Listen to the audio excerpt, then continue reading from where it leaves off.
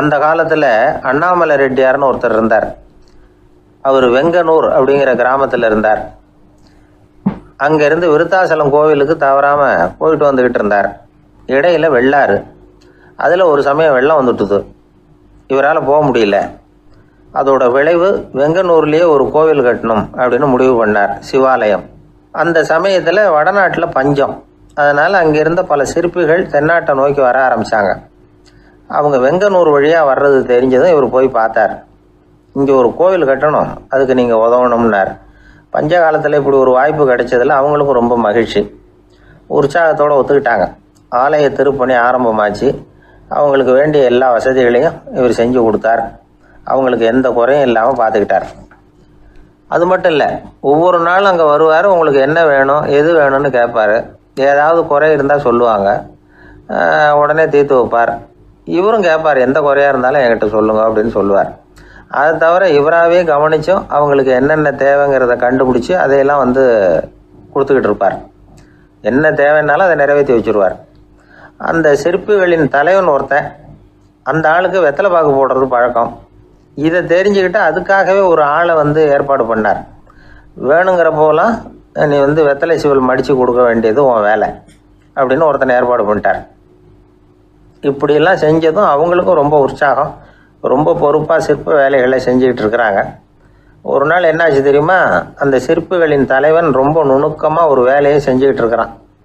சாரம் போட்டு அது மேலே படுத்துக்கிட்டு அண்ணாந்து பார்த்து உச்சியில் நுணுக்கமான சிற்பங்களை உருவாக்கிக்கிட்டு இருக்கான். சிற்பியின் கவனம் செதறப்படாதுங்கிறதுனால இவர் மெதுவாக சத்தம் போடாமல் கிட்ட போய் நின்று அதை கவனிச்சிக்கிட்டு இருக்கிறார். அந்த சிற்பி வழக்கம் போல் வெத்தலை பாக்குக்காக இடது கையை கீழே நீட்டினான். அந்த சமயம் பார்த்து அவருக்கு தாம்பூலம் கொடுக்குறவன் அங்கே இல்லை, எங்கேயோ போயிருக்கிறான். அண்ணாமலை ரெட்டியார் என்ன பண்ணார் தெரியுமா? தனக்காக கொடுக்கப்பட்ட தாம்பூலத்தை வாங்கி சிற்பியின் கையில் கொடுக்குறார். அவன் வாங்கி போட்டுக்கிட்டான். இது என்ன இன்னைக்கு வெத்தலை சீவல் வேறு மாதிரி இருக்குது, வாசனை தாம்பூலமாக இருக்குது அப்படின்னு யோசனை பண்ணிவிட்டு கீழே திரும்பி பார்க்குறார். பார்த்தா ரெட்டியார் மறுபடியும் சிற்பி கை நீட்டும் பொழுது கொடுக்கறதுக்காக தாம்பூலத்தை மடித்து வாங்கி வச்சுக்கிட்டு தயாராக நிற்கிறார். சிற்பிக்கு அதிர்ச்சி. உடனே பொத்துன்னு கீழே குதிச்சான். ஐயா, என்ன இது நீங்களா அப்படின்னா. இவர் சொன்னார், நான் ஒன்றும் தப்பு பண்ணலையே, உன்னுடைய கை புண்ணியம் செஞ்ச கை, கோயில் கட்டுற கை, அந்த கைக்கு தாம்பூலம் கொடுக்கறதுல என்ன தப்பு அப்படின்னாராம். ஏற்கனவே பஞ்சத்தில் அடிபட்டு வந்த எங்களை நீங்கள் ஆதரித்ததே பெரிய விஷயம். இந்த செயல் என்னை ஒரு பெரிய கடனாளி ஆகிவிட்டுது. ஐயா, எங்களுக்கு உணவு உடை இதை மட்டும் நீங்கள் கொடுத்தா போதும், ஊதியம்னு எதுவும் வாங்க மாட்டோம் அப்படின்னு நானும். அந்த சிற்பி எவ்வளோ வற்புறுத்தியும் எதுவும் வாங்கிக்கலையாம். இந்த செய்தியை தமிழ் தாத்தா டாக்டர் ஊவேசா சொல்லியிருக்கிறார். அந்த காலத்தில் எப்படிப்பட்டவங்கெல்லாம் வாழ்ந்துருக்கிறாங்க பாருங்கள். இந்த காலத்தில் ஒருத்தர் கோவில் கட்டினார், வேலை செய்கிற எல்லாருக்கும் சாப்பாடு போடுவார். சிற்ப வேலை செஞ்சுட்டு சாப்பிட வர்ற ஒவ்வொருத்தர் கையையும் அன்பாக பிடிச்சி முத்தம் கொடுத்து உள்ளே அனுப்புவார். அந்த கைகளுக்கு நீங்கள் கொடுக்குற மரியாதையா அது அப்படின்னு கேட்டாங்க. அது இல்லைங்க, ஏற்கனவே முதல் பந்தியில் சாப்பிட வந்தவன் மறுபடியும் வர்றானான்னு கண்டுபிடிக்கிறதுக்காக கையை பிடிச்சி மோந்து பார்க்குறேன் அப்படின்னாராம் அவர். ஒரு ஆள் ராமகிருஷ்ணரை தேடி வந்தான். அவன் கையில் 1000 பொற்காசுகள் வச்சுருந்தான். அதை அவர்கிட்ட கொடுத்து இதை ஏற்றுக்கணும் அப்படின்னு ரொம்ப பணிவாக கேட்டுக்கிட்டான். அவர் பார்த்தார், இது எனக்கு தேவையில்லை, ஆனாலும் உன்னுடைய மனசை புண்படுத்துறதுக்கு நான் விரும்பலை, அதனால் நீ கொடுக்குறத வாங்கிக்கிறேன்னார். வாங்கிக்கிட்டார். அப்புறம் கேட்டார், இதை பாரு, இனிமேல் இதெல்லாம் என்னுடைய இது தானே அப்படின்னார். ஆமாம், அதையெல்லாம் நான் உங்களுக்கே கொடுத்துட்டேன்னா அவன். சரி, இப்போ நீ எனக்காக ஒரு காரியம் பண்ணணும்னார். என்ன செய்யணும்னு சொல்லுங்கன்னா, இந்த நாணயங்களையெல்லாம் எடுத்துக்கிட்டு போய் கங்கை நதியில் எரிஞ்சுட்டு வா அப்படின்னார். இவனுக்கு அதிர்ச்சியாக போச்சு. என்ன பண்ணுறது, இனிமேல் அது முடியாதுன்னு சொல்ல முடியாது. ஏன்னா அந்த நாணயங்களையெல்லாம் அவருக்கே கொடுத்துட்டான். இனிமேல் அதெல்லாம் இவனுடையது இல்லை. பேசாமல் அவ்வளவே அள்ளிக்கிட்டு ஆத்தங்கரைக்கு போனான். போனவன் ரொம்ப நேரம் திரும்பியே வரல. ராமகிருஷ்ணருக்கு சந்தேகம், என்ன ஆச்சு அந்த மனுஷனுக்கு, காசுகளோடு அந்த கங்கையில் குதிச்சுட்டானா, போகும்பொழுதே ஒரு மாதிரியாக தான் போனான், போய் என்னன்னு பார்த்துட்டு வாங்க அப்படின்னார். அங்கே இருந்த ஒருத்தர் ஓடி போய் பார்த்தார். அவர் போய் பார்க்கும்பொழுது அவன் அங்கேயே இருந்தான். அதுக்கப்புறம் அவர் திரும்பி வந்தார். விவரத்தை சொன்னார். அதாவது அவன் கங்கை கரையில் உட்காந்துக்கிட்டு ஒவ்வொரு நாணயமாக 1 2ன்னு எண்ணி வீசிக்கிட்டு இருக்கிறான். அவனை சுற்றி ஒரு கும்பல் நின்றுக்கிட்டு அவனை தடுத்துக்கிட்டு இருக்குது அப்படின்னு விவரத்தை சொன்னார் போயிட்டு வந்தவர்.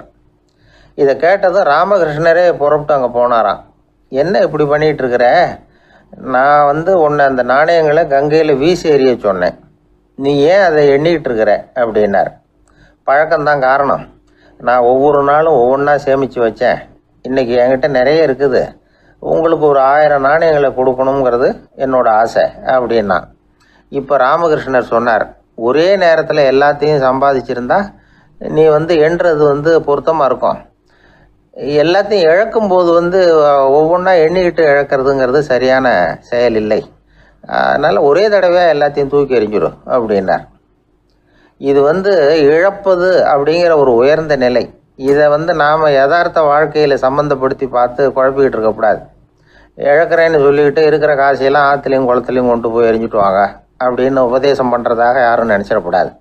இதில் நாம் புரிஞ்சிக்க வேண்டியது என்னென்னா, எதையாவது ஒன்றை இன்னொருத்தருக்கு கொடுக்கணும் அப்படின்னு விருப்பப்பட்டால் அதை மனப்பூர்வமாக கொடுத்துடணும். கொடுத்துட்டு அதையே நினச்சிக்கிட்டு இருக்கக்கூடாது. நம்மால் ஒருத்தர் ஒரு 100 ரூபா நோட்டை தன்னுடைய நண்பர் ஒருத்தர்கிட்ட கொடுத்து, இது உனக்கு தான் வச்சுக்கோ அப்படின்னார். அவர் பார்த்தார், இது இனிமேல் எனக்கு தானே சொந்தம் அப்படின்னார். ஆமான்னார் அவர். அப்படின்னா எனக்காக நீ ஒரு உதவி செய்யணும்னார். சொல்லுங்கள் செய்கிறேன்னார் அவர். இந்த 100 ரூபா நோட்டை தீ வச்சு கொளுத்தி விடுன்னார். இவர் அதிர்ச்சியாகி அவரை பார்த்தார். இப்போ அவர் சொன்னார், நீ எனக்கு அன்பாக கொடுத்தது இது. இந்த நோட்டு கள்ள நோட்டுங்கிறது எனக்கு முன்னாடியே தெரியும்.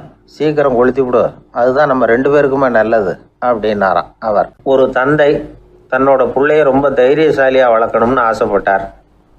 அதுக்காக அவனை கூப்பிட்டு உட்கார வச்சு இப்படி உபதேசம் பண்ணார். இதை பாருப்பா, நான் உன்னாட்டம் இருக்கிறப்போலாம் எதுக்கும் பயப்பட மாட்டேன், ரொம்ப துணிச்சலாக இருப்பேன். ஒரு நாள் ஒரு அப்பாவி எலிய ஒரு பூனை துரத்திட்டு ஓடிச்சு. நான் உடனே என்ன செஞ்சேன் தெரியுமா? அந்த பூனையை பிடிச்சேன், அது வாலில் ஒரு பட்டாசு சரத்தை கட்டினேன், கொளுத்தி விட்டேன். படபடன்னு வெடிக்க ஆரம்பிச்சுட்டுது. அது துள்ளிக்கிட்டு அங்கேயும் இங்கேயும் ஓடி இருக்கு பாரு ஓட்டம், ரொம்ப தமாஷு அப்படின்னார் அப்பா. இப்படி சொல்லிவிட்டு பையனை பார்த்து, இதை கேட்கறதுக்கு உனக்கும் துணிச்சல் வருதா? நான் என்னுடைய செயலை நீ கேட்குறப்போ உனக்கு துணிச்சல் வருதா அப்படின்னு கேட்டார். வருதுன்னா பையன். எப்படின்னா அப்படிங்கிற விவரத்தையும் சொன்னான் அவன். அதாவது எலியை விரட்டினத்துக்காக பூனை வாலில் பட்டாசு கொளுத்துனீங்க நீங்கள், பூனையை விரட்டினத்துக்காக உங்கள் கழுத்தில் பட்டாசு சரத்தை மாட்டினா என்னென்னு தோணுது எனக்கு அப்படின்னா பையன். பையனோட துணிச்சல் அப்பாவே நடுங்க வச்சுட்டுது. அது சரி, ஒரு அப்பா பிள்ளைக்கு இப்படியா உபதேசம் பண்ணுறது? எல்லாருக்கிட்டையும் அன்பா பழகிறது எப்படி அப்படின்னு சொல்லி கொடுக்கணும். பிஞ்சு உள்ளங்களில் நஞ்ச தூவலாமா? ஒரு நாள் விநாயகர் ஒரு பூனையோடு விளையாடிக்கிட்டு இருந்தாராம். அப்படி ஆசையாக விளையாடிக்கிட்டு இருந்தப்ப அவரோட கை நகம் தவறுதெல்லாம் பூனையோட முகத்தில் பட்டுட்டு தான். அது ஒரு சின்ன கீரெல்லாம் உண்டாகி விட்டுது. அப்பா அவர் அதை ஒரு பெருசாக நினைக்கல. கொஞ்ச நேரத்துக்கு அப்புறம் விநாயகர் வீட்டுக்கு வந்தார். அவங்க அம்மா பார்வதி தேவியை பார்த்தார். பார்வதி தேவி கன்னத்தில் விரலால் கீறினது மாதிரி ஒரு அடையாளம் இருந்தது. விநாயகருக்கு அதிர்ச்சி, ஆச்சரியம். நம்ம அம்மா இந்த உலகத்துக்கே தாயார், அப்பேற்பட்ட அவங்க முகத்திலேயே கீறலை உண்டாக்கக்கூடியவங்க யாராக இருக்க முடியும் அப்படின்னு யோசனை பண்ணார். தாயே, உன்னுடைய கன்னத்தில் இந்த வடு எப்படிம்மா ஏற்பட்டதுன்னு கேட்டார். குழந்தாய், இது நீ செஞ்ச காரியம்தான்ப்பா, உன்னுடைய கை நகம் கீறினதுனால ஏற்பட்ட வடு தான் இது அப்படின்னாங்க அவங்க. விநாயகர் திடுக்கிட்டு போட்டார். எப்படிம்மா அது? நான் எந்த காலத்துலேயும் ஒன்று அப்படி கீறினதாக எனக்கு நினைவு இல்லையே அப்படின்னார். இன்னைக்கு காலையில் ஒரு பூனையை கீறினதை நீ மறந்துட்டியா அப்படின்னாங்க அந்த அம்மா. விநாயகர் திகைச்சு போய் நின்னார். பார்வதி தேவி சொன்னாங்க, இதை பாருப்பா, இந்த உலகத்தில் இருக்கக்கூடிய எல்லா உயிர்கள்லேயும் நான் இருக்கிறேன். நான் தான் இந்த உலகமாக ஆகியிருக்கிறேன். ஆகையினால நீ யாரை துன்புறுத்தினாலும் அது உண்மையிலேயே என்ன துன்புறுத்தினதாக தான் முடியும் அப்படின்னாங்க. விநாயகர் மனசுக்குள்ளே ஒரு வெளிச்சம் ஏற்பட்டு தான். அதுக்கப்புறம் அவர் யாரையுமே கல்யாணம் பண்ணிக்காததுக்கு அதுதான் காரணமாக. இந்த உலகத்தில் எல்லாரையும், இங்கே இருக்கிற எல்லாத்தையும் தாயின் வடிவமாக அவர் பார்க்க ஆரம்பிச்சிட்டாராம். குருதேவர் ராமகிருஷ்ணர் இந்த கதையை எடுத்து சொல்லியிருக்கிறார். நபிகள் நாயகம் ஒரு தடவை ஒரு நாற்காலியில் உட்காந்து என்னமோ யோசனை பண்ணிகிட்டு இருந்திருக்கிறார். அப்போ அவரோட உடையில் ஒரு கீழ்ப்பகுதி தரையில் படிஞ்சு கிடந்திருக்குது. அங்கே விளையாடிக்கிட்டு இருந்த ஒரு பூனை அது மேலே படுத்து தூங்கி போயிடுச்சு.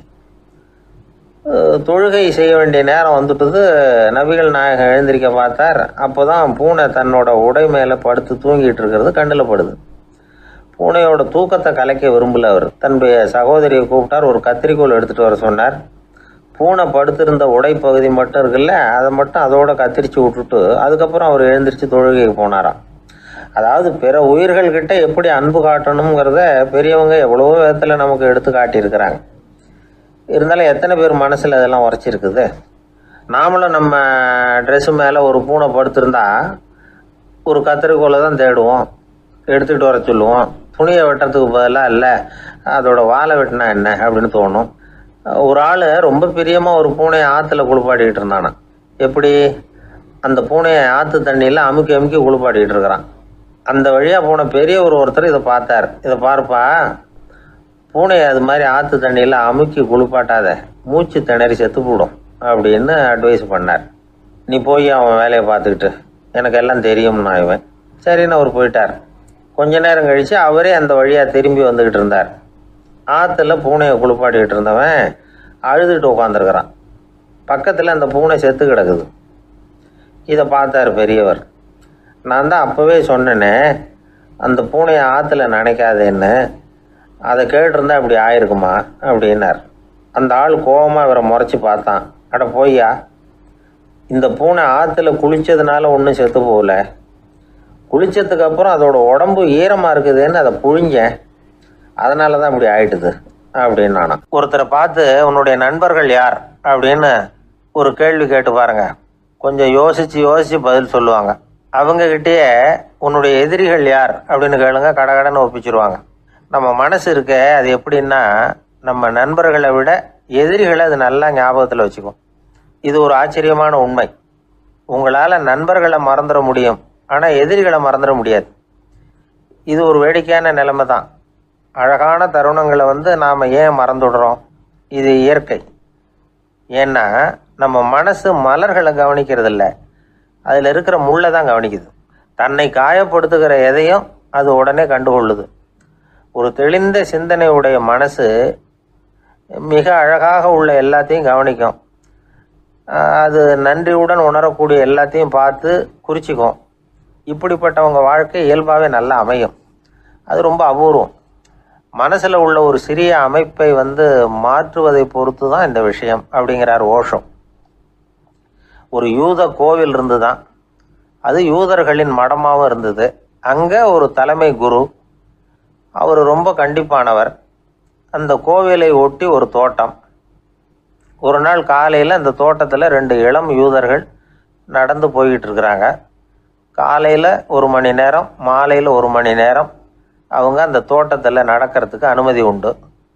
மற்ற நேரங்களில் அவங்க மத புத்தகங்களை படிக்கணும், பிற விதிமுறைகளை கடைபிடிக்கணும். அந்த 2 பேருமே தொடர்ந்து புகைப்பிடிக்கிற பழக்கம் உள்ளவங்க. ஆனால் கோவில் மடத்தில் இருக்கிறப்போ அவங்க புகைப்பிடிக்க முடியாது, அது கடுமையான குற்றம்.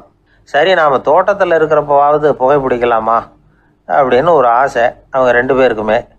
இருந்தாலும் பயம். இப்படி கேட்டால் மதகுரு என்ன சொல்லுவாரோ அல்லது என்ன செய்வாரோங்கிற பயம். இப்படியே கொஞ்ச நாள் ஆச்சு. ஒரு நாள் அந்த 2 பேரில் ஒருத்தன் ரொம்ப கலங்கி போய் அந்த கோவிலில் இருந்து வெளியில் வந்துக்கிட்டு இருந்தான். வந்தவன் நேராக தோட்டத்து பக்கம் போனான். அங்கே இன்னொருத்தன் ஆனந்தமாக புகை பிடிச்சிக்கிட்டு இருக்கிறான். அதை பார்த்து தான் இவனுக்கு அதிர்ச்சி. அட கடவுளே, என்ன இது, நீ கேட்காமலே ஆரம்பிச்சிட்டியா அப்படின்னா. இல்லை நான் கேட்டுவிட்டு தான் ஆரம்பிச்சிருக்கேன்னா அவன். அப்படியா, என்ன மனுஷன் இவர், நானும் தான் கேட்டேன், என்னை கண்ணாமுன்னான்னு திட்டிவிட்டார். இது என்ன கோவிலா இல்லை நரகமா? உனக்கு புகை பிடிக்கணும்னு ஆசையாக இருந்தால் நரகத்துக்கு போகணும்னு சொல்லிவிட்டார். அது சரி, உன்னை மட்டும் எப்படி அனுமதிச்சார் அப்படின்னு கேட்டான் இவன். அவன் சிரிச்சுக்கிட்டே, நீ எப்படி கேட்ட சொல்லு அப்படின்னா. நாம் இந்த தோட்டத்துக்கு வர அனுமதிக்கப்பட்டிருக்கிறதே ஜபத்துக்காகத்தானே, அதனால் நான் ஜபம் சொல்லும் பொழுது புகை பிடிக்கலாமா அப்படின்னு கேட்டேன். அதுக்கு தான் அவர் சத்தம் போட்டு என்னை அடிக்கவே வந்துட்டார் அப்படின்னா இவன். நீ ஒரு மாதிரியாக கேட்டிருக்க, நான் வேறு மாதிரியாக கேட்டிருக்கிறேன். ஜபம் சொல்லும்போது புகை பிடிக்கலாமான்னு நீ கேட்டிருக்க. ஐயா, புகை பிடிக்கும் பொழுது ஜபிக்கலாமா அப்படின்னு நான் கேட்டேன். அதில் தப்பு ஒன்றும் இல்லை அப்படின்னு பதில் சொல்லிட்டார் அப்படின்னா. ஒரு சிறிய மாற்றம்தான் அது மிகப்பெரிய மாறுதலை ஏற்படுத்தி விட்டது.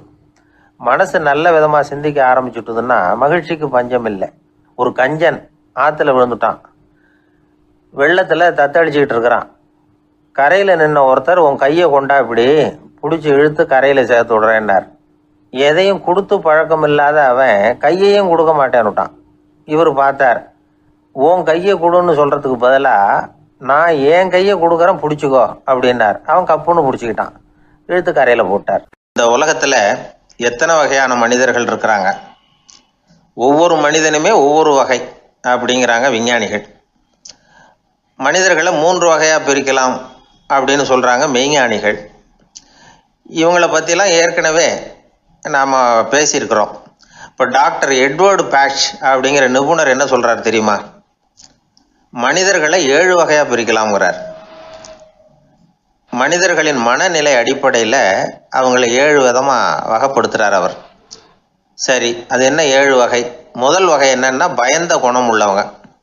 சார் ரொம்ப பயந்த சுபாவம், வீட்டில் கூட வாயே திறக்க மாட்டார், சாப்பிட போகிறப்ப மட்டும்தான் கொஞ்சம் வாயை திறப்பார், அப்புறம் மூடிக்குவார் அப்படின்னு சில பேரை பற்றி நாம் பேசிக்கிறது உண்டு. இவங்கெல்லாம் இந்த வகை, அதாவது பயந்த குணம் உள்ளவர்கள் அப்படிங்கிற முதல் வகை. சரி, 2வது வகை என்னன்னா சஞ்சலப்படுகிறவர்கள், எதுக்கு எடுத்தாலும் கலக்கம் குழப்பம், இப்படியே காலம் தள்ளிட்டு இருப்பாங்க. பல பேர் பார்த்துருப்பீங்க. அவங்கெல்லாம் இந்த வகை. 3வது வகை என்னன்னா யதார்த்த உலகை மறந்து கற்பனை உலகத்திலேயே மிதக்கிறவங்க. இளைஞர்கள், கவிஞர்கள், இப்படி பல பேர் இருக்கிறாங்க. எப்போ பார்த்தாலும் கற்பனை உலகத்திலேயே மிதந்துக்கிட்டு இருப்பாங்க. கிட்டத்தில் போய் என்னங்க ஒரு மாதிரியாக இருக்கிறீங்க அப்படின்னு கேட்டு பாருங்க, அவங்களெல்லாம் ஏதோ ஒரு அற்ப புழுவை பார்க்குறது மாதிரி அவங்கள பார்ப்பாங்க. அதுவும் அந்த வானத்து நிலாவை பாருங்கள், அது என்னை வா வான்னு கூப்பிடுது, எனக்கு சீக்கிரத்தில் ஒரு நாள் சிறகுகள் முளைக்கும், சிறகடித்து வானத்தில் பறந்து போவேன், அந்த செல்ல நிலாவை கொஞ்சிவிட்டு வருவேன், இப்படிலாம் பேசிகிட்டு இருப்பாங்க. கொஞ்சிறது அப்புறம் இருக்கட்டும், இப்போ கஞ்சிக்கு வழியே பாருப்பா அப்படின்னா அதை காதில் வாங்க மாட்டாங்க. நாம் ஏதோ இந்த உலகத்தை அனுபவிக்க தெரியாதவர்கள் மாதிரி நம்மளை அவங்க கவனிப்பாங்க. இப்படி ஒரு ரகம். 4வது வகை மனிதர்கள் எப்படின்னா, இவங்க தனிமை உணர்வு மிக்கவர்கள். இவங்க மற்றவங்களோட இயல்பாக நெருங்கி பழகிறதில்ல, தான் உண்டு தன்னுடைய வேலை உண்டுன்னு இருந்துட்டு போகிறவங்க. அடுத்த வீட்டில் இருக்கிறவர் யார் அப்படின்னு கேட்டால் கூட அடுத்த வீடுன்னு ஒன்று இருக்கா அப்படிங்கிறது மாதிரி நம்ம முகத்தை பார்ப்பாங்க. அவங்ககிட்ட மேற்கொண்டு நாம் என்னத்தை பேச முடியும்? இப்படி ஒரு வகை. 5வது வகை மனிதர்கள் எப்படின்னா, இவங்க மற்றவங்க செல்வாக்குக்கு உட்பட மறுப்பவர்கள். அடுத்தவங்களோட செல்வாக்குக்கு இவங்க ஆட்படுறதில்ல. நான் யார் தெரியுமான்னு கேட்டால் அதை தெரிஞ்சுட்டு எனக்கு என்ன ஆக போகுதும்பாங்க. இவங்கெல்லாம் அந்த ரகம். 6வது வகை மனிதர்கள் எப்பவும் எதுலேயும் பற்றில்லாமல் இருக்கிறவங்க. இது ஒரு துறவு மனப்பான்மை. இயல்பாகவே சில பேர் இப்படி உண்டு, அவங்களுக்கு எதுலேயும் ஒரு ஈடுபாடு இருக்காது. அப்படிப்பட்டவங்கெல்லாம் 6வது வகை. 7வது வகை மனிதர்கள் மற்றவங்க கவலையை தன்னுடையதாக ஆக்கிக்கிட்டு கவலைப்படுறவங்க.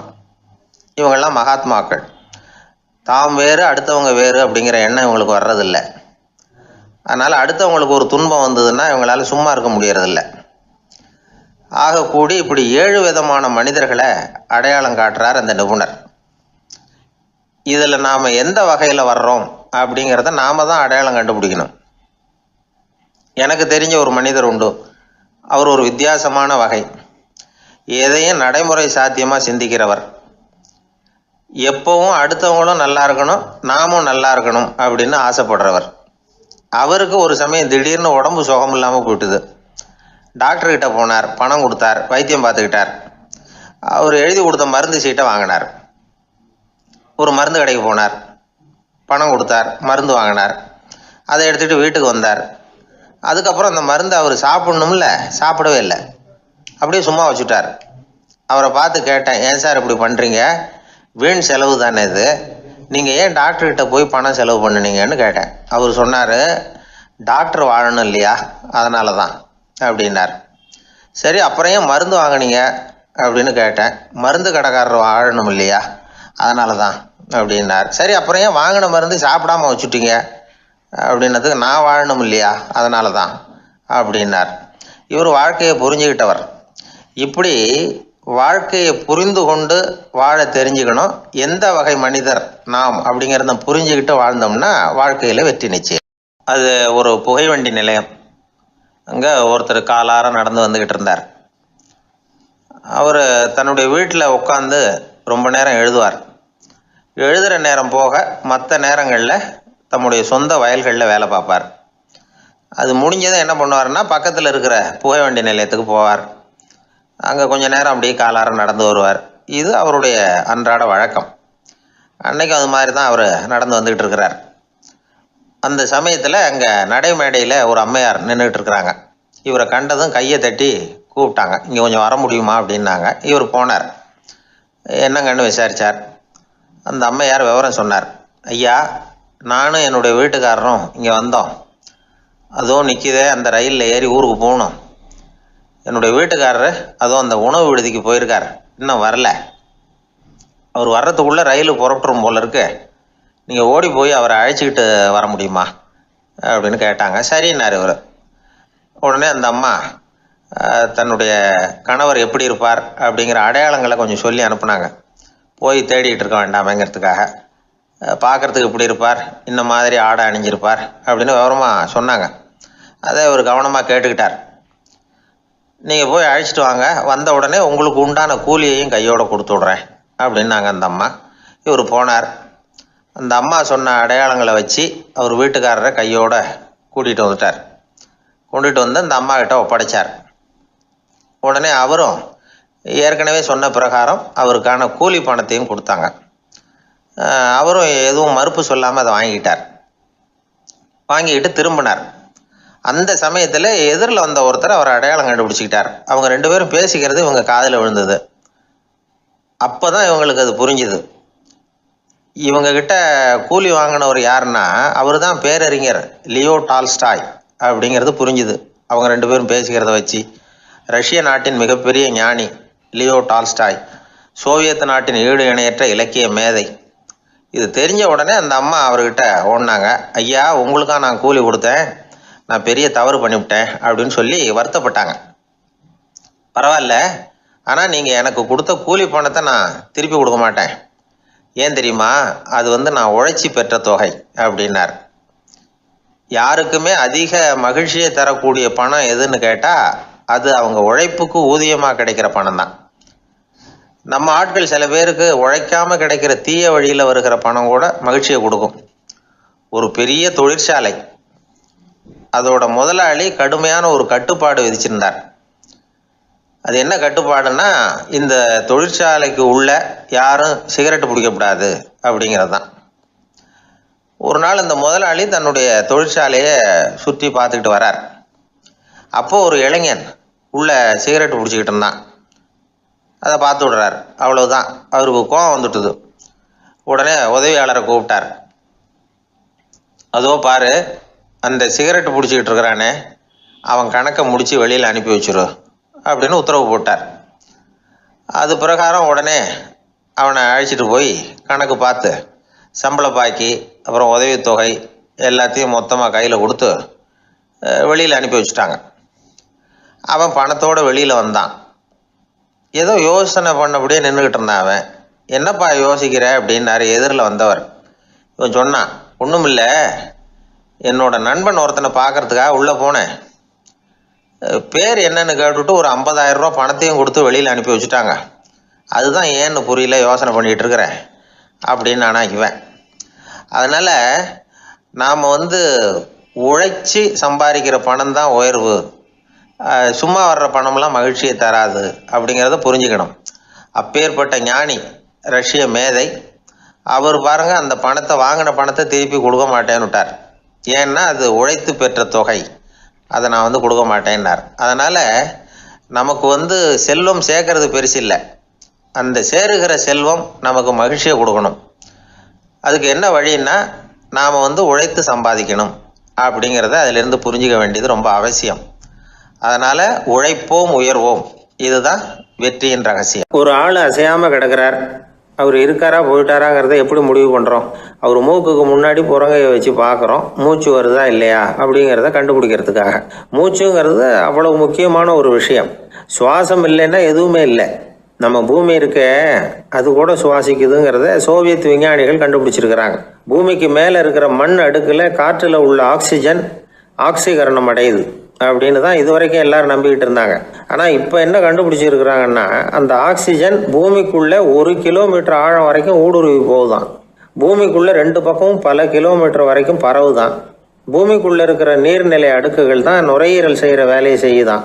நம்ம உடம்புல நுரையீரல் இல்லைன்னா ஒன்றும் நடக்காது. ஒரு மரத்தை தலைகீழாக தொங்க போட்டால் எப்படி இருக்கும் அப்படி யோசிச்சு பாருங்கள். அப்படி தான் இதுவும் நுரையீரலும் அப்படி தான் இருக்கும்.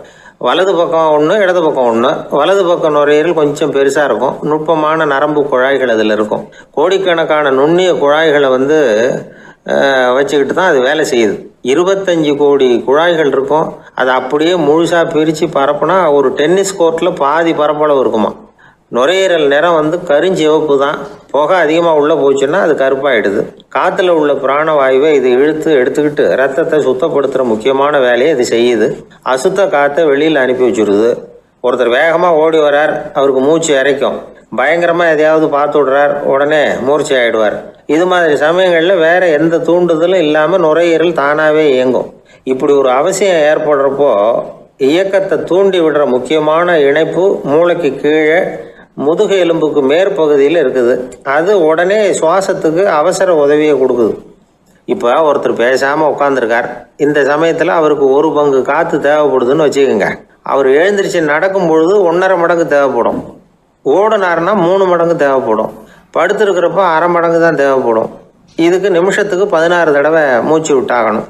இப்படி சாதாரணமாக உள்ளே இழுக்கிற காற்று கொஞ்சம்தான் இருந்தாலும் இது மாதிரி 8 மடங்கு காற்றை உள்ளே இழுத்து வச்சுக்கிற சாமர்த்தியம் நுரையீரலுக்கு இருக்குதான். தண்ணி, நுண்கிருமிகள், ரசாயன பொருள் இப்படி எது உள்ளே போனாலும் நுரையீரல் சமாளிச்சுக்கும். 30 வருஷமாக விடாத புகை பிடிக்கிறவர் தொடர்ந்து உள்ளே அனுப்பி வைக்கிற புகையை கூட சமாளிக்குதுன்னா பார்த்துங்களேன். உள்ளே போகிற புகை நுட்பமான சுவாச முடிச்சுகளை அழிச்சுடுது. கறி புகை அது மேலே படிஞ்சு உபயோகம் இல்லாமல் பண்ணிவிடுது. ஆனாலும் தேவைக்கு அதிகமாக 8 மடங்கு கூடுதலாக சுவாச முடிச்சுகள் நம்ம உடம்புக்குள்ளே இருக்கிறதுனால சமாளிக்க முடியுது. சமாளிக்க முடியலன்னா சில சமயம் மூச்சு திணறும். அதை ஒரு எச்சரிக்கையாக எடுத்துக்கிட்டு புகை பிடிக்கிற பழக்கத்தை விட்டுடணும். அதுதான் நல்லது. ஆனால் அப்படி யார் விடுறது? இணை பிரியாத 2 நண்பர்கள் இருந்தாங்களாம். 2 பேரும் விடாமல் சிகரெட்டு குடிக்கிறவங்க. அதில் ஒருத்தன் செத்து போட்டான். இன்னொருத்தன் அதுக்கப்புறம் 2 சிகரெட்டாக குடிக்க ஆரம்பித்தானான். ஏன் இப்படி பண்ணுறேன்னு கேட்டிருக்காங்க.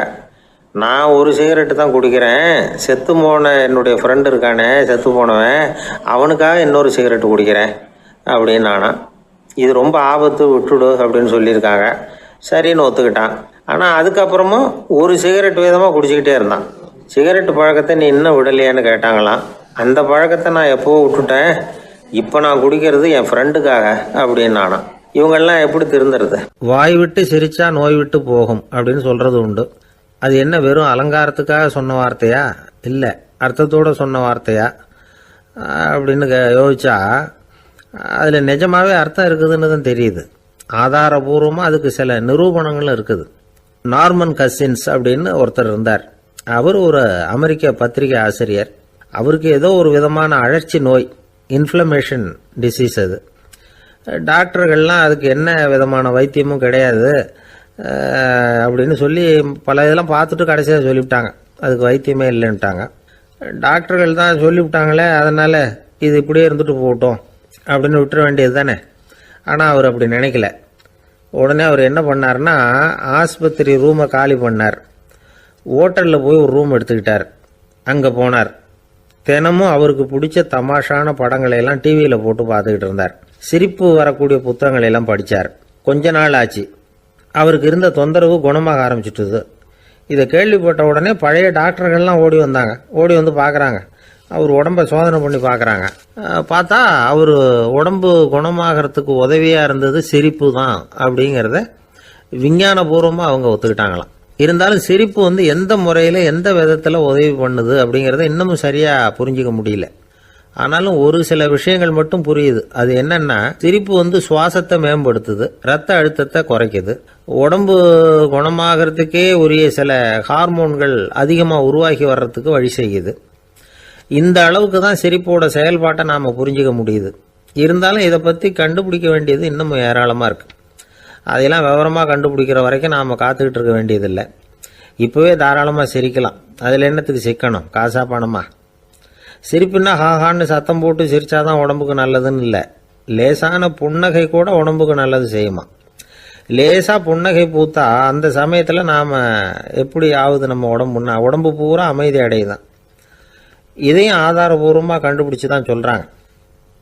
எப்போவாவது மனசு சங்கடமாக இருக்கிறப்போ கொஞ்சம் முயற்சி பண்ணி முகத்தில் புன்னகையை கொண்டுகிட்டு வந்து பாருங்கள். அதோட சுகம் வந்து உங்களுக்கு அனுபவித்து பார்த்தா தான் தெரியும். கண்ணும் உதடும் மலரும் பொழுது இருக்கிற ஆனந்தமே ஆனந்தம் அப்படிங்கிறாங்க அனுபவித்து பார்த்தவங்க. வாழ்க்கையில் நாம் தமாஷா இருக்கணும்னா அதுக்கு சில வழிகளையும் அவங்க சொல்லி வச்சிருக்கிறாங்க. முதல்ல நீங்கள் உற்சாகமாக இருக்கிறவங்க கூடவே அதிகமாக பழகணும், அவங்க கூடவே அதிக நேரம் இருக்கிறது மாதிரி பார்த்துக்கணும். அழுது வடிகிறவங்ககிட்டயே இருக்கக்கூடாது, அவங்கள அவாய்டு பண்ணுங்க, அவங்கள விட்டு விலகி வந்துடுங்க. உங்கள் முன்னாடி இருக்கிறவர் எப்பவும் மூஞ்சியை தொங்க போட்டுக்கிட்டே இருக்கிறவராக இருந்தால் கொஞ்ச நாளில் உங்கள் முகமும் அப்படியே ஆகிடுமா, ஜாக்கிரதையாக இருக்கணுமா. ரெண்டாவது, எடுத்ததுக்கெல்லாம் சீரியஸ் ஆகிடக்கூடாது, எதையும் நிதானமாக வந்து யோசிக்கணும். அடுத்தவங்க நம்மளை மதிக்கணுங்கிறதுக்காக நாம் பகட்டாக நடந்துக்கிறதுக்கு ஆசைப்படக்கூடாது. உங்களுக்கு பிடிச்ச தமாஷான வீடியோ படங்கள், புத்தகங்கள் இதையெல்லாம் லிஸ்ட்டு போட்டுக்கிட்டு முடிஞ்ச அளவுக்கு வாங்கி சேர்த்து வீட்டுக்குள்ளேயே ஒரு லைப்ரரி உண்டாக்கிக்கலாம். ஒரு பெரிய பிஸ்னஸ்மேன், ரொம்ப வெற்றிகரமாக பிஸ்னஸ் பண்ணுறவராம். அவர் எப்படின்னா அடிக்கடி ரயிலில் பிரயாணம் பண்ணுறப்போ நியூஸ் பேப்பரை வச்சுக்கிட்டு ரொம்ப சுவாரஸ்யமாக படிச்சுக்கிட்டே போகிறான். நியூஸ் பேப்பரில் அப்படி என்ன சுவாரஸ்யமான விஷயம் அப்படின்னு எட்டி பார்த்தா அதுக்குள்ளே ஒரு காமிக் புஸ்தகத்தை வச்சுக்கிட்டு படிச்சுக்கிட்டு இருப்பாரான். என்னங்க அப்படின்னு கேட்டால், என் மனசு லேசாக இருக்கிறதுக்கு இது ரொம்ப உதவியாக இருக்குது அப்படின்னு பாரான். அது ஒரு பக்கம் இருக்கட்டும். சிரிப்புன்னா எல்லா விதமான தமாஷும் உடம்புக்கு நல்லதுன்னு நினச்சிடக்கூடாதான். ஜேம்ஸ் கரோல் அப்படிங்கிற அமெரிக்க உளவியல் நிபுணர் என்ன சொல்கிறார் தெரியுமா? அடுத்தவங்களை குறை சொல்கிறது, கேலி பண்ணுறது, நையாண்டி பண்ணுறது, இது மாதிரியான நகைச்சுவையெல்லாம் நல்லது செய்கிறது இல்லைங்கிறார் அவர். அடுத்தவங்களை தொந்தரவு பண்ணாத ஜோக்குகள் தான் எப்பவும் நல்லது. யாராவது ஜோக்கு சொன்னால் தாராளமாக சிரிக்கணும்.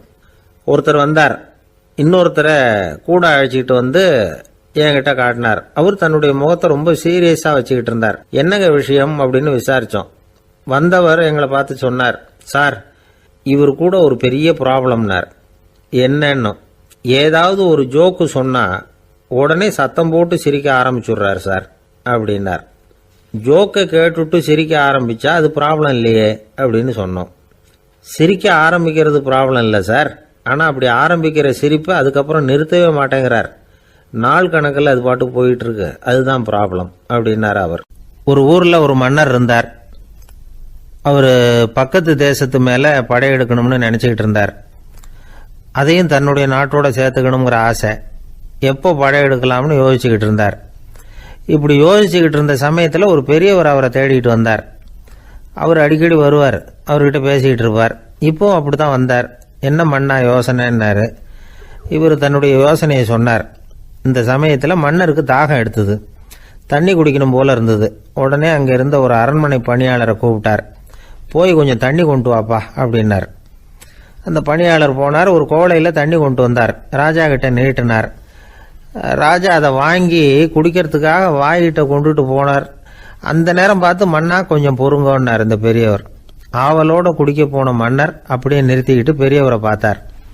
இப்போ அந்த பெரியவர் சொன்னார், மன்னா, இப்போ உங்களை விட வலிமை உள்ள ஒரு சக்தி உங்களுக்கு தண்ணி கொடுக்க மறுத்துடுதுன்னு வைங்க, உங்களை குடிக்க விடாமல் தடுத்துடுது அப்படின்னா, இப்போ இந்த ஒரு கோவளை தண்ணீரை வந்து என்ன விலை கொடுத்து வாங்குவீங்க அப்படின்னு கேட்டார். இப்போ எனக்கு இருக்கிற தாகத்துக்கு என்னுடைய அரசாங்கத்தில் பாதியையாவது கொடுத்து இந்த தண்ணியை வாங்கறதுக்கு தயங்க மாட்டேன்னார் அவர். சரி, இப்போ அந்த தண்ணியை குடிங்கன்னார் பெரியவர். மன்னர் ஆவலோடு அந்த தண்ணியை குடிச்சு முடித்தார். அதுக்கப்புறம் கொஞ்ச நேரம் தன்னுடைய படையெடுப்பை பற்றி சொல்லிக்கிட்டு இருந்தார். கொஞ்ச நேரம் கழித்து மறுபடியும் இந்த பெரியவர் கேட்டார், மன்னா, இப்போ நீங்கள் ஒரு கோவளை தண்ணீரை வந்து குடிச்சு முடிச்சுட்டீங்க. இப்போ அந்த தண்ணீர் உங்கள் உடம்பை விட்டு வெளியில் வரக்கூடிய பாதை அடப்பட்டு போச்சு அப்படின்னு வச்சுங்க, அதை வெளியேற்றுவதற்காக நீங்கள் எவ்வளவு செலவழிப்பீங்க அப்படின்னு கேட்டார். மன்னர் யோசனை பண்ணார். அப்படி ஒரு நிலைமை ஏற்பட்டு போச்சுன்னா என்னுடைய அரசாங்கம் பூராவையும் அதுக்கு ஈடாக தர்றதுக்கு கூட தயங்க மாட்டேன்னார். இப்போ அந்த பெரியவர் சொன்னார், எந்த அரசாங்கத்தின் மதிப்பு ஒரு கோவளை தண்ணீர் அளவுக்கு கூட இல்லையோ அந்த அரசாங்கத்தை அடையணுங்கிற பேராசையில் மனிதர்கள் தங்களுடைய சகோதரர்கள் கூடவே சண்டை போட்டுக்கிறாங்களே, அதில் ஏதாவது அர்த்தம் இருக்குதா அப்படின்னாராம். மன்னருக்கு இப்போ தான் அர்த்தம் புரிஞ்சுதான். மனசில் தெளிவு உண்டாச்சு. தன் மனசுக்குள்ளே உண்டான வெறியை விரட்டி அடிச்சு விட்டார். அதுக்கப்புறம் நிம்மதியாக ஆட்சி புரிஞ்சார். இப்படி ஒரு கதை. உயிருக்கு என்ன விலை கொஞ்சம் யோசனை பண்ணி பாருங்கள். ஆனால் அது இப்போ எவ்வளோ மலிவாக போயிட்டுது, அதையும் யோசனை பண்ணி பாருங்களேன். ஆசை வந்து பேராசையாக மாறுது, அப்புறம் அது வெறியாக ஆகுது, அதுக்கப்புறம் பைத்தியம் முடியுது. இந்த காலத்து மனிதர்களுக்கு 2 விதமான பைத்தியம் பிடிச்சிருக்கிறதாக ஒரு பெரியவர் சொல்கிறார். ஒன்று பணம், இன்னொன்று அதிகாரம். இதெல்லாம் எவ்வளவு காலத்துக்கு நீடிக்கும்? ஒரு சர்வாதிகார நாட்டில் 3 பேர் ஜெயிலில் இருட்டு அறையில் பேசிக்கிட்டு இருக்கிறாங்க. நீ எப்படி இந்த ஜெயிலுக்கு வந்த அப்படின்னு ஒருத்தர் கேட்டாராம். இந்த நாட்டு ராஜாவை ஆதரித்து நான் பிரச்சாரம் பண்ணினேன், அதனால் கூட்டத்தில் தகராறு வந்துட்டுது, கலவரமாக போச்சு, அதுக்கு நான் தான் காரணம்னு அரெஸ்ட் பண்ணி இங்கே கொண்டாந்து போட்டாங்க அப்படின்னாராம் அவர். சரி, நீ எப்படி இங்கே வந்த அப்படின்னு இன்னொருத்தரை பார்த்து கேட்டிருக்கார். நான் இந்த நாட்டு ராஜாவை எதிர்த்து பிரச்சாரம் பண்ணேன், அதனால் கலவரம், அரெஸ்ட் பண்ணி கொண்டாந்து போட்டாங்கன்னார். சரிப்பா, நீ எப்படி அங்கே வந்த அப்படின்னு 3வது ஆளை பார்த்து இவங்க கேட்டாங்களாம். இதுக்கு அந்த ஆள் மெதுவாக வெளிச்சத்துக்கு வந்து நான் தான் இந்த நாட்டு ராஜா அப்படின்னாராம். ஒரு நண்பர் ஆனந்தமாக சிகரெட் பிடிச்சிக்கிட்டு இருந்தார்.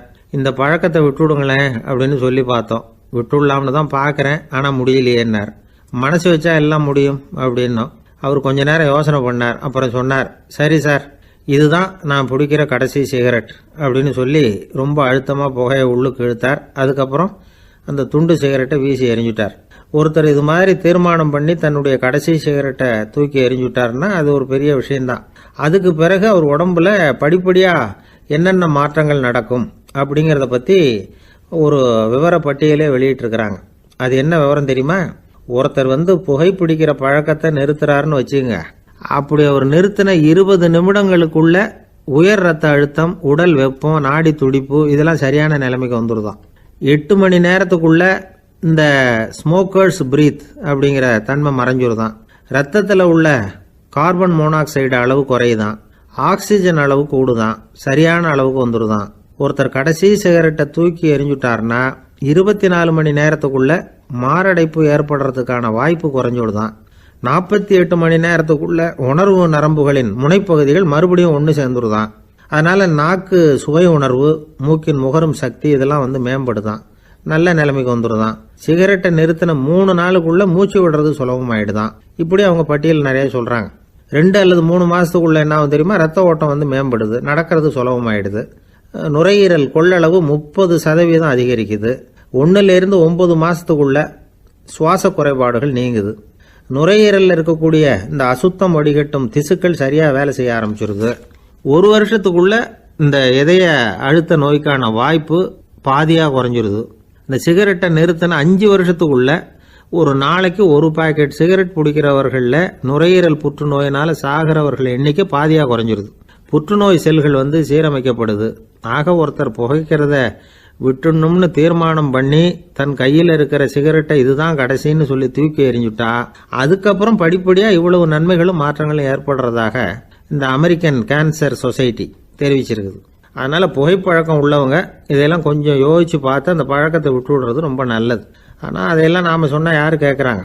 என்னுடைய நண்பர் ஒருத்தர் புகைப்பழக்கம் உள்ளவர், அவர் என்கிட்ட சொன்னார், சார், சிகரெட் பிடிக்கிற பழக்கத்தை விட்டு விடுறது என்னை பொறுத்த வரைக்கும் ஒன்றும் பெரிய கஷ்டமான செயல் இல்லை, அது ரொம்ப சுலபம் அப்படின்னார். எப்படி சொல்கிறீங்கன்னு கேட்டேன். நான் ஏற்கனவே 20 தடவை அந்த பழக்கத்தை விட்டுருக்கேன் சார் அப்படின்னார் ரொம்ப பெருமையாக. ஒரு குழந்தை பிறந்துதான் ஒரு வீட்டில். அந்த குழந்தைக்கு என்ன பேர் வைக்கிறதுங்கிறது ஒரு தகராறு. இந்த குழந்தைக்கு என்ன பேர் வைக்கிறதுங்கிறதுல தகராறு வந்துடுது. யார்? கணவனுக்கும் மனைவிக்கும். அவன் என்ன சொல்கிறான், எங்கள் அப்பா பேரை தான் வைக்கணுங்கிறான் அவன். இந்த அம்மா என்ன சொல்லுது, இல்லை எங்கள் அப்பா பேரை தான் வைக்கணும் அப்படிங்குது. காலையிலேருந்து சண்டை, தகராறு. எதிர்த்த வீட்டுக்காரன் பார்த்தான், இது என்ன காலையிலேருந்து எதிர்த்த வீட்டில் தகராறு நடக்குது, என்னென்னு போய் கேட்டிருக்கான். என்னம்மா உங்களுக்கு உள்ள தகராறு, காலையிலேருந்து பார்த்தேன் அப்படின்னா. ஒன்றும் இல்லைம்மா, எங்கள் குழந்தைக்கு பேர் வைக்கிறதுல எங்களுக்கு உள்ளே ஒத்து போக முடியல, நான் எங்கள் அப்பா பேரை வைக்கணுங்கிறேன், அந்த அம்மா அவங்க அப்பா பேரை வைக்கணுங்குது, அதுதான் எங்களால் குடும்பத்தில் ஒரு நிம்மதி இல்லாமல் இருக்கிறோம், தகராறு பண்ணிகிட்ருக்கோம் அப்படின்னு நானா. அப்போ எதிர்த்த வீட்டுக்காரன் சொல்லியிருக்கான், எதிர்த்த வீட்டுக்காரன்னு நான் எதுக்கு இருக்கிறேன், நான் பஞ்சாயத்து பண்ணி வைக்கிறேன், உங்களுக்குள்ள என்ன இது பேர் தானே வைக்கணும், ஏன்ப்பா உங்கள் அப்பா பேர் என்ன அப்படின்னு அவனை கேட்டிருக்கான். எங்கள் அப்பா பேர் சீனிவாசன் அப்படின்ட்டுருக்கான். இந்த அம்மாவை உங்கள் அப்பா பேர் என்னம்மா, கிருஷ்ணன் அப்படின்னு சொல்லி இவன் யோசிச்சு பார்த்தான்.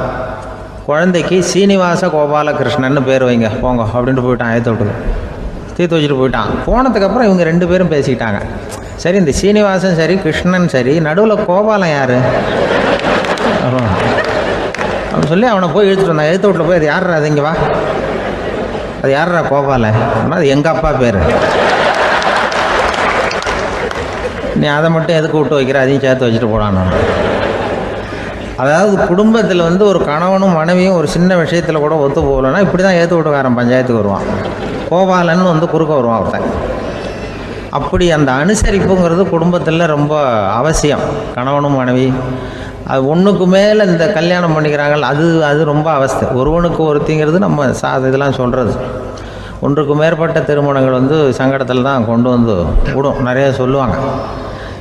உலகத்திலேயே ஒரு பெரிய இது என்ன தெரியுங்களா, இயற்கை வந்து நிர்ணயம் பண்ணுது. இப்போ வந்து நம்ம சில பேருக்கு எனக்கு பொம்பளை பிள்ளை வேண்டாம் ஆம்பளை பிள்ளை வேண்டான்னு சொல்லி இந்த ஸ்கேன் பண்ணி என்னென்னவோ பண்ணிகிட்டு இருக்கிறாங்கல்ல. ஆனால் இயற்கை வந்து அந்த 50-50 ரேஷியோவை அது வந்து மெயின்டைன் பண்ணிகிட்ருக்கு. இந்த உலகத்தில் ஒரு அதிசயமான உண்மை என்னென்னா, 116 ஆம்பளை பிள்ளை பிறந்தா 100 பொம்பளை பிள்ளை பிறகுதான். உலக அளவில் 116 ஆம்பளை பிள்ளை பிறந்தா 100 பொம்பளை பிள்ளை பிறகுது. இது எதுக்கு 16 அதிகமாக பிறகுதுன்னா, அந்த வாலிப வயசு அடையிறதுக்குள்ளே 16 செத்து போகுது. 16 அங்கங்கே ஓடுறது கொஞ்சம் முரட்டத்தனமாக போகிறதுனால செத்து போகுது. அந்த 50-50 இந்த ஒருத்தருக்கு ஒருத்தங்கிற ரேஷியோவை இயற்கை வந்து மெயின்டைன் பண்ணிகிட்டு இருக்கு. அது ஒரு பெரிய அதிசயம். அதை விட பெரிய அதிசயம் என்னென்னா, இந்த உலக யுத்தம் நடந்ததில்ல, முதல் உலக யுத்தம், 2வது யுத்தம், அப்போ பார்த்துருக்குறாங்க, கணக்கு எடுத்துருக்குறாங்க. அந்த யுத்தம் முடிஞ்ச பிறகு 116 ஆம்பளை பிள்ளைக்கு பதிலாக 160 170 பிறக்க ஆரம்பிச்சு தான். 100 பெண் குழந்தைக்கு 170 180 ஆண் குழந்தை. இது எதுக்குன்னா, அந்த போரில் செத்து போகுதில்ல ஆம்பளை பிள்ளைகள், அதை ஈடுகட்டுறதுக்காக அதிகமாக பிறக்க ஆரம்பிச்சிருக்கு. அந்த அளவுக்கு வந்து இயற்கை வந்து ஒரு பெரிய ரேஷியோவை மெயின்டைன் பண்ணுது. அதாவது ஒருவனுக்கு ஒருத்திங்கிறத அது சொல்லிகிட்டு இருக்கு. புறாவெல்லாம் வளர்த்திங்கன்னா, நான் கூட புறா வளர்த்துருக்குறேன் ஊரில். புறா வளர்த்திங்கன்னா ஒரு தடவைக்கு 2 முட்டை தான் விடும் ஒரு வீட்டுக்கு. அந்த 2 முட்டையும் குஞ்சு பறிச்சுன்னா அதில் ஒன்று வந்து ஆணாக இருக்கும், ஒன்று பொண்ணாக இருக்கும். அது எந்த முட்டை ஆண் எந்த முட்டை பெண்ணுங்கிறத இயற்கை நிர்ணயம் பண்ணுது. அதை வந்து நம்ம மாற்றவே முடியாது. ரெண்டையும் அந்த பெண்ணாவோ 2 ஆணாவோ மாற்ற முடியாது நம்ம. அதனால் அந்த இயற்கையை புரிஞ்சுக்கிட்டு நாம் நடந்துக்கணும். அதனால தான் ஒரு கணவன் ஒரு மனைவி, அதான் ஒருத்தருக்கு ஒருத்தங்கிறது. ஒன்றுக்கு மேலேனா சங்கடம் தான். ஒரு பஸ்ஸில் வந்து ரெண்டு பெண்கள் வந்துக்கிட்டு இருந்தாங்களாம். பஸ்ஸு பிரயாணம். 2 பெண்கள் வந்து பக்கத்தில் உட்காந்துருக்காங்க. அந்த கண்டக்டரை கூப்பிட்ருக்காங்க, இங்கே வாயா அப்படின்னு அந்த ஒரு அம்மா கூப்பிட்ருக்கு. என்னம்மா அப்படின்ட்டுருக்கார். வந்து இந்த ஜன்னலை திறந்து விட்டு போ அப்படின்னு. சரின்னு அதுக்கு பக்கத்தில் இருந்த ஜன்னலை திறந்து விட்டு அவர் போயிட்டார். பக்கத்தில் இருந்தம்மா உடனே இங்கே வாயா மறுபடியும் வாயான்னு கூப்பிட்ருக்கு. வந்து என்ன இந்த ஜன்னலை மூடி விட்டு போ அப்படின்ட்டுருக்கு. மூடி விட்டு போனார். மறுபடியும் அந்த முன்னாடி கூப்பிட்டது வாமா வாயான்னு மறுபடியும் கண்டக்டரை கூப்பிட்டு, என்ன இந்த பார், இந்த ஜன்னலை வந்து நீ மூடி வச்சின்னா நான் மூச்சு திணறி செத்து போடுவேன். அப்புறம் உடனே பக்கத்தில் இருந்தம்மா தபாரியா அந்த அம்மா பேச்சை கேட்டுட்டு நீ திறந்து வச்சின்னா நான் குளிர் தாங்காமல் செத்து போடுவேன் அப்படின்ட்டு அவர் தலையை பிச்சுக்கிறார் கண்டக்டர். என்னடா பெரிய ரொம்ப போச்சு, கொஞ்சம் தூரம் பிரயாணம், இதில் கூட அட்ஜஸ்ட் பண்ணி போகக்கூடாதா அப்படின்னு. அப்போ அந்த பஸ்ஸில் பின்னாடி ஒருத்தன் கடைசி சீட்டில் வெயில் தாங்காமல் சட்டையெல்லாம் கட்டி போட்டுட்டு ஒரு கிராமத்து ஆள் பீடி குடிச்சிட்டு வரான். அவர் கூப்பிட்ருக்கான் அந்த ஆள், அந்த கண்டக்டர் இங்கே வாயா அங்கே என்ன தகராறு அப்படின்னு. அந்த எதிர்த்து வீட்டுக்காரன் வந்தானே முன்னாடி பஞ்சாயத்துக்கு, அது மாதிரி கண்டக்டர் இங்கே வாயா, அவன் ஏன் நீ என்ன சொல்ல போகிற அப்படின்ட்டு வந்திருக்கான். சட்டையெல்லாம் கேட்டு போட்டு பீடி குடிக்கிறோம், பீடி புகையை ஊதி விட்டு அங்கே என்ன தகராறு அப்படின்னு கேட்டிருக்கான். ஒன்றும் இல்லையா, அந்த அம்மா வந்து ஜன்னலை திறந்தா செத்து போவேங்கிறது, இந்த அம்மா ஜன்னலை மூடுனா செத்து போவேங்கிறது, நான் என்னையா பண்ணுறது ஒரு ஆள் அப்படின்னு. இதுக்கு ஏன் கவலைப்படுறேன், நான் சொல்கிறத கேள், நான் தீர்த்து வைக்கிறேன் பிரச்சனையை அப்படின்னு சொல்லிவிட்டு பீடியை எடுத்துக்கிட்டு புகையை ஊதிவிட்டு சொன்னானா, கொஞ்ச நேரம் அந்த ஜன்னலை மூடி வை, அந்த அம்மா செத்து போவோம்,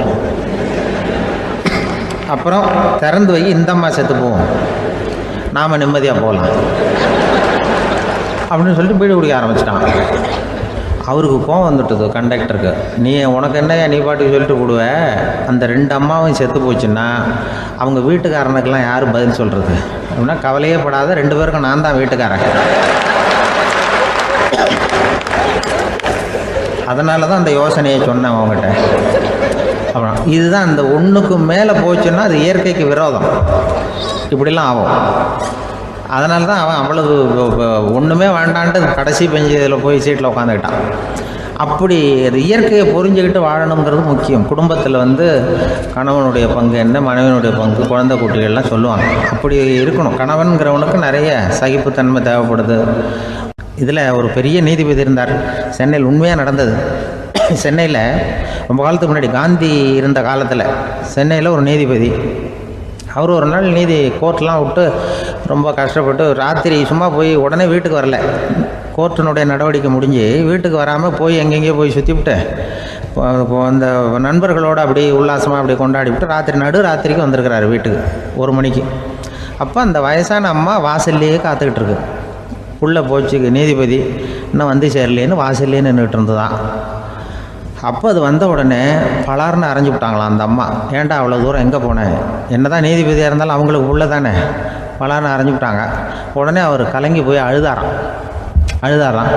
மறுநாள் கேட்டிருக்காங்க அந்த பக்கத்தில் இருந்தவங்க, ஏன் நீ வந்து பெரிய நீதிபதி, பெரிய பதவியில் இருக்க, அதனால் உன்னை அவங்க அம்மா அடிச்சிட்டாங்கன்னு அழுதியா அப்படின்னு கேட்டாங்களாம்.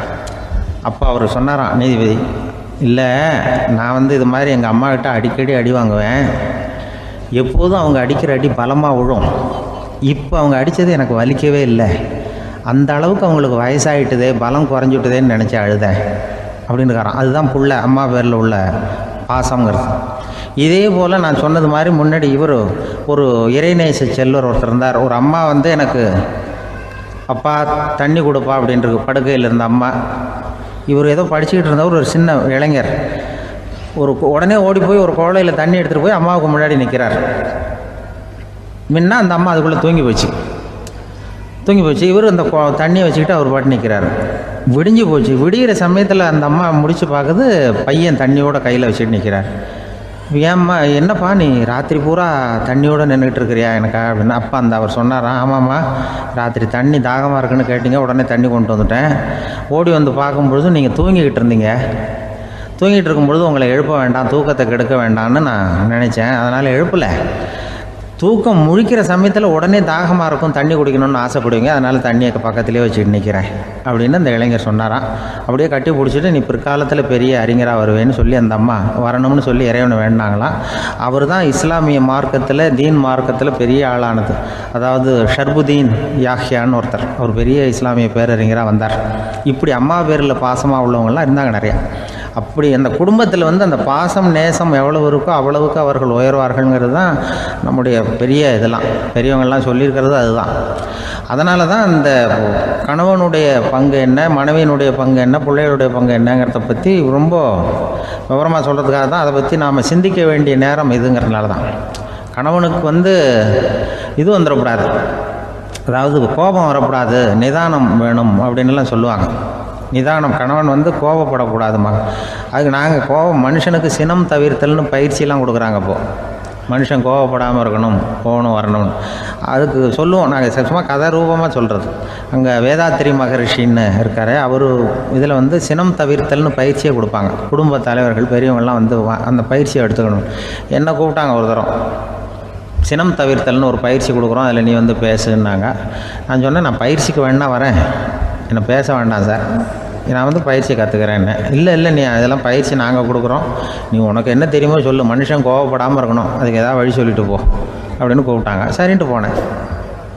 அங்கே போய் நான் சொன்னேன், இது மாதிரி எனக்கு தெரிஞ்சது ஒரு கதை மாதிரி சொன்னேன். மீனம்பாக்கம் ஏர்போர்ட், அங்கே ஜப்பானுக்கு போக வேண்டிய ஒரு பிரயாணி லக்கேஜோடு நிற்கிறார் நிறையா. இதை வாங்கி பிளேனில் ஏற்றக்கூடிய ஒரு தொழிலாளி அவர்கிட்ட ஒரு சண்டை போடுறார், அடிக்க போகிறார், திட்டுறாரு, கண்டாமலான்னு திட்டுறார். அவர் இதை ஒருத்தர் பார்த்துக்கிட்டே இருக்கார். அந்த சினம் தவிர்த்தல் பயிற்சி கொடுக்குற பேராசிரியர் ஒருத்தர் பார்த்துக்கிட்டே இருக்கார். இது எப்படி இவன் இந்த ஆள் அவ்வளவு கோபமாக அடிக்க போகிறான், திட்டுறான் அந்த பெரிய மனுஷன், இவர் பதிலுக்கு அவர் திட்டவே இல்லையே. அந்த தொழிலாளி சிரிச்சுக்கிட்டே சரி சார் அப்படின்னுட்டே இருக்கான். இவர் லக்கேஜை வாங்கி பிளேனில் ஏற்றுற தொழிலாளி இப்போ கண்ணாவுடனே அடிக்க போகிறான், திட்டுறான், முகம் செவந்து போச்சு. இவருக்கு என்ன ஆச்சரியம்னா, இந்த ஆள் இவ்வளவு கோவப்படுறான், அதை வாங்கி அந்த தொழிலாளி கொஞ்சம் கூட முகத்தில் கோபமே படலையே, சிரித்த முகத்தோடு இருக்கானே, இவன் வந்து நமக்கு பயிற்சி வகுப்பு எடுக்கலாம் போல இருக்கே அப்படின்னு இவர் நினச்சிட்டார். ரொம்ப நேரம் அவர் கத்திக்கிட்டு இருந்தார். சரி சார்ன்ட்டு அதை வாங்கிட்டு அவர் போயிட்டார். போனதுக்கப்புறம் அவர் இந்த ஆள் அப்புறம் பிளேன் வந்தது, ஏறி அவர் போயிட்டார், ஜப்பானுக்கு போயிட்டார். அதுக்கப்புறம் இந்த சினம் தவிர்த்தல் பேராசிரியர் ஓடி போய் அந்த தொழிலாளியை பிடிச்சி கொண்டு வந்தார். இந்த பாருப்பா, நான் வந்து காலையிலேருந்து பார்த்துக்கிட்டு இருக்கேன், அந்த ஆள் உன்னை அடிக்க வந்தான், திட்ட வந்தான், இவ்வளவு கோவப்படுறான், உனக்கு பதிலுக்கு நீ கோவமே படலையே, உனக்கு கோவமே வராதா, அது எப்படி நீ சினம் தவிர்க்கிறது, எப்படி உனக்கு கோவமே வரலையா அப்படின்னு கேட்டிருக்கார். அப்போ அந்த தொழிலாளி சொன்னாராம், அப்படி இல்லை சார், மனுஷன்னு பிறந்தா கோவம் படாமல் இருக்க முடியாது, எல்லாருக்கும் கோவம் வரும், அது அவங்கவுங்க வழியில் டீல் பண்ணுவாங்க, நான் அதை என் வழியில் டீல் பண்ணேன், அவ்வளோதான். அப்போ அவர் திட்டும் பொழுது உனக்கு கோபம் வந்தது தானே? வந்தது சார். அப்போ அது எப்படி டீல் பண்ணேன்னு கேட்டிருக்காரு. அப்போ இவன் சொன்னான், ஒன்றும் இல்லை சார், அந்த பிரயாணி வந்து இப்போ ஜப்பானுக்கு போயிட்டுருக்கார், அவர் லக்கேஜ்லாம் அமெரிக்கா போயிட்டுருக்கு.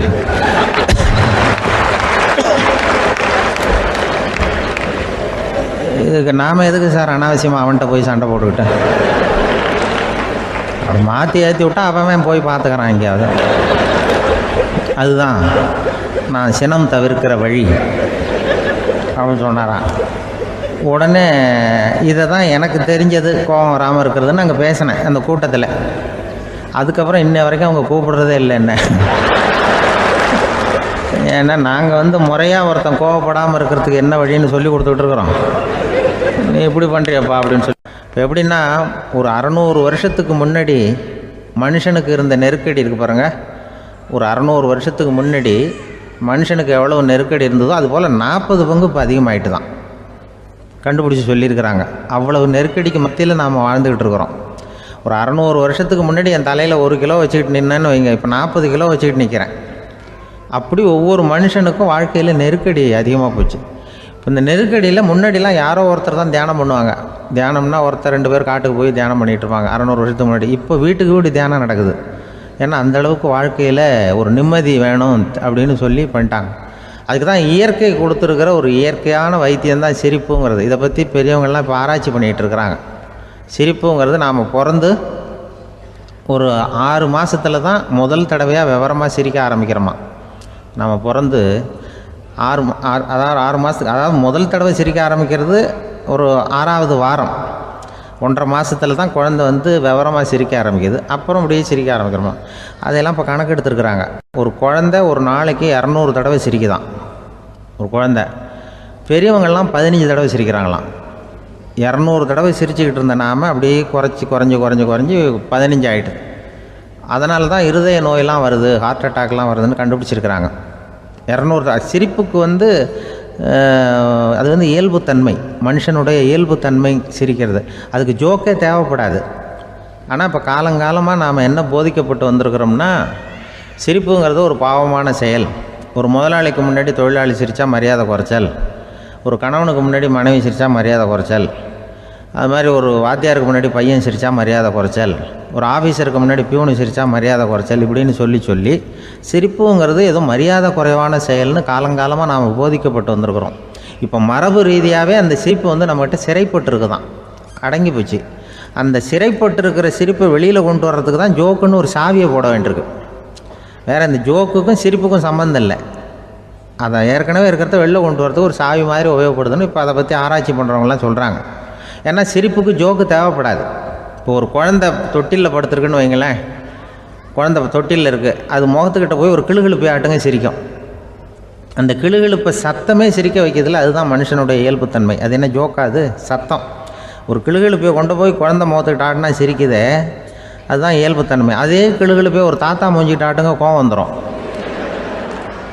அடிக்க வருவார். என்னடா விளையாட்டு இது அப்படிம்பாரு. ஏன்னா அவர் சிரிச்சுக்கிட்டு இருந்தவர், அப்படி இருந்தவர் ஒரு காலத்தில். ஒரு கிளுகிழுப்பைக்கு சிரித்தவர் ஒரு காலத்தில் இப்போ கோவப்படுறாருன்னா அந்த அளவுக்கு நம்ம மாறி போயிட்டே வந்துகிட்டு இருக்கிறோம். அதனால் வந்து அந்த இயல்புத்தன்மை மாறாமல் இருக்கணுங்கிறது ரொம்ப முக்கியம். அதுக்காக எல்லோரையும் குழந்தையாக்க முடியாது. மனுஷன் வந்து எல்லோரும் இனிமேல் வந்து வயசுங்கிறது கூட ஆகிட்டே தான் இருக்கும். அதுக்காக குறைச்சிக்கிட்டே போக முடியாது. அதுக்கு யாராவது மருந்து கண்டுபிடிச்சாதான் உண்டு. ஆனால் ஒருத்தர் மருந்து கண்டுபிடிச்சாராம், சொல்லுவாங்க. ஒரு டாக்டர் வந்து ஒரு மாத்திரை கண்டுபிடிச்சாராம்.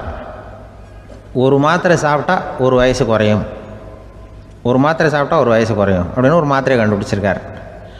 ஒரு பாட்டி அம்மா, 90 வயசு பாட்டி, அது போயிருக்கு. அதே டாக்டர்கிட்ட போய், ஐயா எனக்கு ஒரு பாட்டில் மாத்திரை கொடுங்க, இந்த வயசு குறையிற மாத்திரை அப்படின்றது. அவர் ஒரு பாட்டில் கொடுத்தாரு மாத்திரை. பாரும்மா பாட்டியம்மா, ஒரு மாத்திரை சாப்பிட்டா ஒரு வயசு குறையும், எடுத்துகிட்டு போகணும்னு கொடுத்துருக்காரு டாக்டர். இந்த 90 வயசு பாட்டி எடுத்துகிட்டு வீட்டுக்கு வந்துட்டு மறுநாள் அதே டாக்டர்கிட்ட போயிருக்கு. 30 வயசு பொண்ணாக போச்சான். 30 வயசு பொண்ணாக மாறி அதே டாக்டர்கிட்ட போயிருக்கு. இடுப்பில் ஒரு கை குழந்தை, அது சட்டை கிட்ட போடாமல் கெட்டவரில் வாயில் வச்சுட்டு உட்காந்துருக்கு. நேராக டாக்டர்கிட்ட போய், டாக்டர் நேற்று வந்தேன், ஏதோ ஒரு மாத்திரை சாப்பிட்டா ஒரு வயசு குறையுன்னீங்க, நான் ஏதோ ஒரு ஆர்வத்தில் ஒரு 30-40 மாத்திரை சாப்பிட்டேன், இப்படி ஆகிட்டேன் அப்படின்னு. இப்போ டாக்டர் சொல்லியிருக்காரு, இதுக்கு ஏமா வருத்தப்படுற, எல்லோரும் வந்து வயசு குறையணும்னு தான் நினைக்கிறாங்க, உனக்கு வயசு குறைஞ்சிட்டுது, நீ சந்தோஷப்படு, இதுக்கே மறுபடியும் என்னட்ட வந்திருக்கிற அப்படின்னாரான் டாக்டர். அப்போ அந்த அம்மா சொல்லித்தேன், அதை என்னை பற்றி பரவாயில்ல டாக்டர், என் இடுப்பில் பாருங்கள் கை குழந்தை, இது சட்டை கிட்ட போடாமல் உட்காந்துருக்கு, கட்டவரில் வாயில் வச்சுட்டு உட்காந்துருக்கு, இது ரொம்ப ஆர்வத்தில் ஒரு 70 மாத்திரையை சாப்பிட்டு விட்டுது, இது என் வீட்டுக்காரரு. இவர் இடுப்பை விட்டு கீழே இறங்க மாட்டேங்கிறார்.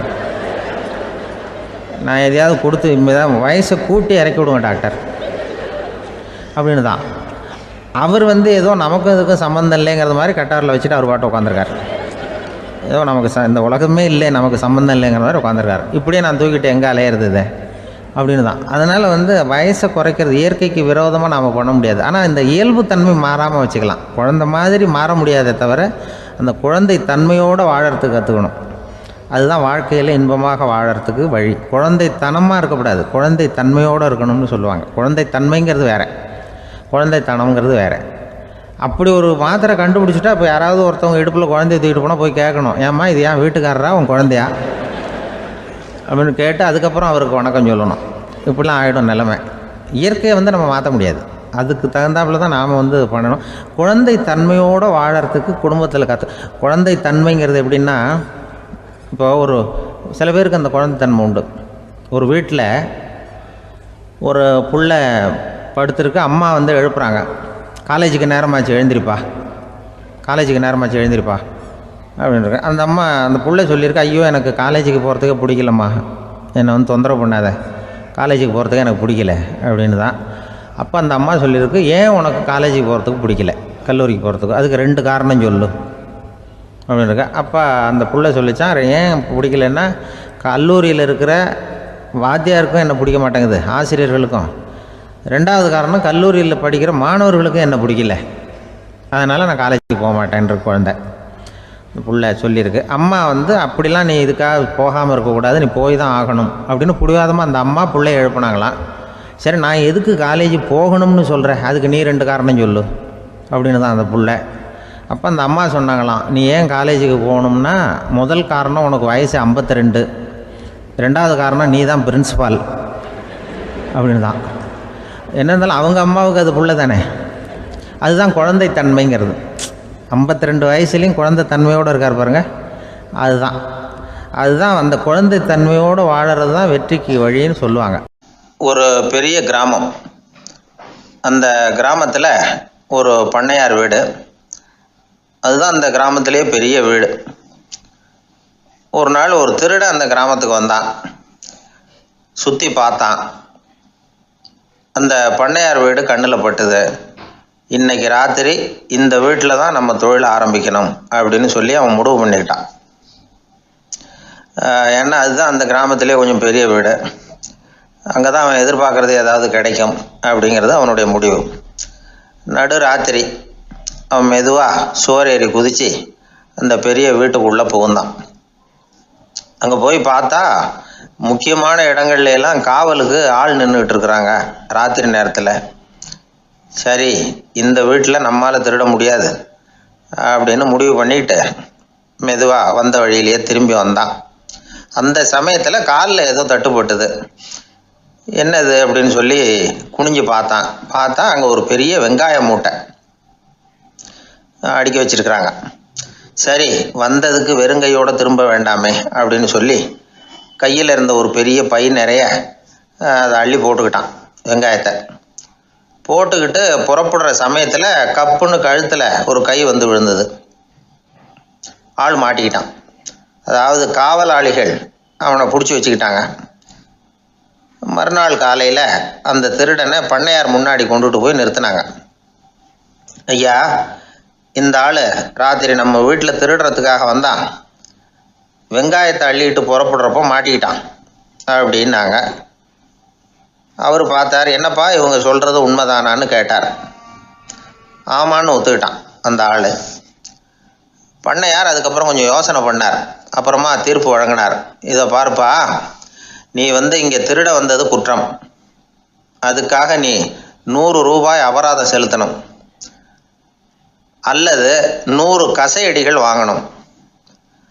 அதுவும் இல்லைன்னா நீயே திருடுன அவ்வளவு வெங்காயத்தையும் பச்சையா என் கண் முன்னாடியே சாப்பிட்டுணும். இதில் எந்த தண்டனையை ஏற்றுக்கிறது அப்படிங்கிறத பற்றி நீயே யோசனை பண்ணி முடிவு எடுத்துக்கலாம் அப்படின்னு சொல்லிவிட்டார்.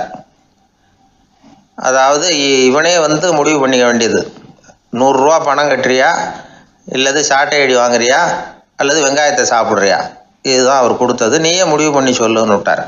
திருடன் கொஞ்சம் நேரம் யோசனை பண்ணி பார்த்தான். அவனுக்கு இருக்கிறதுலே ரொம்ப சுலபமாக தெரிஞ்சது இந்த வெங்காயத்தையே சாப்பிட்டுட்றேன்ட்டான். ஐயா, நான் வந்து இந்த வெங்காயத்தையே சாப்பிட்டுட்றேன், அதுதான் எனக்கு கொஞ்சம் சுலபமாக தெரியுதுன்னா சரின்னு விட்டார் பண்ணையார். அப்படியே எல்லாத்தையும் கொண்டு வந்து கொட்டினாங்க. ஒவ்வொன்றா எடுத்து சாப்பிட ஆரம்பித்தான். கொஞ்ச நேரம் சுவாரஸ்யமாக சாப்பிட்டான். அதுக்கப்புறம் வாய் எரிய ஆரம்பிச்சுட்டுது, கண்ணு ரெண்டும் செவந்து போச்சு, கண்ணில் இருந்து தார தாரையாக கண்ணீர் வழிய ஆரம்பிச்சுட்டுது. ஒரே எரிச்சல், அவனால் தாக்கு பிடிக்க முடியல. வெங்காயம் பாதி கூட தீரல. பார்த்தான், சரி இது நமக்கு சரிப்பட்டு வராது அப்படின்னு முடிவு பண்ணிட்டான். ஐயா, என்னை மன்னிச்சுக்கோங்க, இது என்னால் முடியாது போல இருக்கு, பேசாமல் எனக்கு 100 சாட்டை அடியே கொடுத்துருங்க அப்படின்னா. அவரும் சரின்னார். சாட்டை அடி விழ ஆரம்பிச்சிது.